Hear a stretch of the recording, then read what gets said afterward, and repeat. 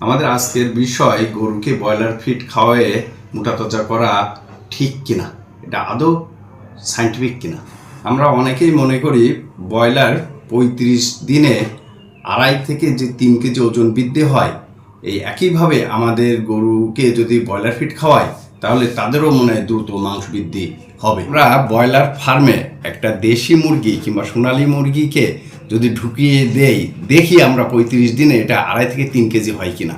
আপনারা পরীক্ষা করে দেখেন, এটা তো আদৌ সম্ভব না, কারণ এটা তো একটা জেনেটিক্যাল ব্যাপার।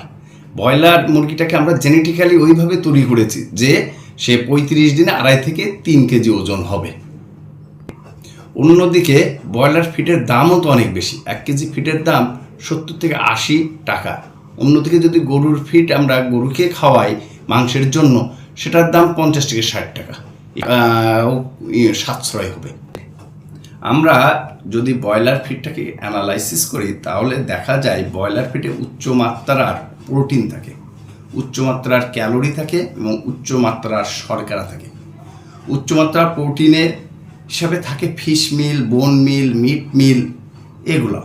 এবং এগুলা গরুর ক্ষেত্রে প্রযোজ্য নয়, এটা হলো পোলট্রির ক্ষেত্রে যেটা প্রযোজ্য। পোলট্রি যেমন ব্রয়লার তারা ভাত খায়, কিন্তু গরু কি ভাত খায়? হ্যাঁ খায়, কিন্তু খেলে তো তার নানা রকম সমস্যা দেখা যায়, যেমন অ্যাসিডোসিস হতে পারে, বদহজম হতে পারে।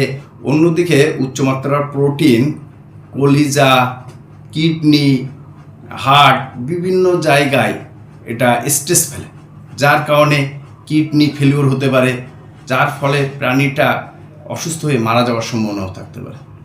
আমরা এখন যদি পরিপাকতন্ত্রের কথা ভাবি, আমরা ব্রয়লার মুরগি এটা একটা মনোগ্যাস্ট্রিক অ্যানিমাল, অর্থাৎ এদের পেট একটা। অন্যদিকে আমাদের যেটা গরু, এ হলো রুমিন্যান্ট অ্যানিমাল, অর্থাৎ রুমিন্যান্ট বলতে আমরা বুঝি যে অ্যানিমালটা জাবর কাটে এখন, এবং এদের পেটে থাকে মাইক্রোবস। এদের যে ডাইজেশন, এটা বলে মাইক্রোবিয়াল ডাইজেশন। এক্ষেত্রে যদি আমরা উচ্চ মাত্রার প্রোটিন, শর্করা এগুলো দেই, তাহলে কোনো কারণে যদি একবার পেটে বদহজম হয় এবং কোনো কারণে অ্যাসিডোসিস হয়, অ্যাসিডোসিসের কারণে তখন দেখা যাচ্ছে যে আমাদের গরুটার মৃত্যুর মুখে ধাবিত হয়। এর ফলে আমরা একটা গরুতে সর্বোচ্চ 20,000 টাকা লাভ হতে পারে, কিন্তু কোনো কারণে যদি অ্যাসিডোসিসের কারণে একটা গরু মারা যায়, তাহলে কিন্তু একজন ব্যক্তির 1-1.5 লাখ টাকা ক্ষতিগ্রস্ত হবে। তখন পুরো তার সম্পদটাই ক্ষতিগ্রস্ত হবে। এই জন্য আমরা কি সামান্য কিছু লাভের জন্য পুরো আমার অ্যানিমালটাকে ঝুঁকিতে ফেলবো কিনা, এটা চিন্তার বিষয়। ব্রয়লার ফিডে উচ্চমাত্রার শর্করা এবং ক্যালোরির কারণে